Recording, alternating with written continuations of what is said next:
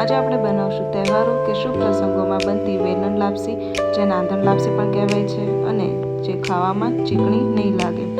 સૌથી પહેલાં મેં 1 વાટકાથી થોડું ઓછું પાણી લેવાનું છે અને અડધો વાટકો ગોળ લેવાનો છે।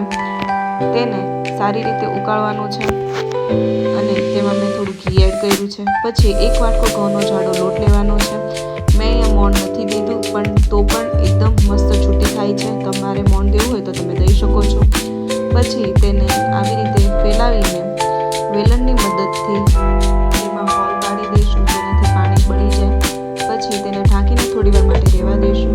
પછી વેલણની મદદથી તમે જોઈ શકો છો કે પાણી બળી ગયું છે। પછી તેને સારી રીતે મિક્સ કરી દઈશું।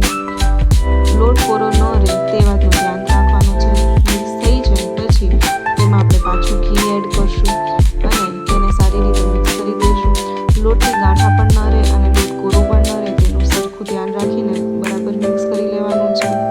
તમે જોઈ શકો છો લાપસીનો કલર એકદમ મસ્ત આવી ગયો છે અને છૂટી પણ થઈ છે। જોવામાં જ ખબર પડી જાય કે તે ચીકણી નથી। પછી પાછું તેના પર ઘી એડ કરો અને તૈયાર છે આપણી વેલણ લાપસી।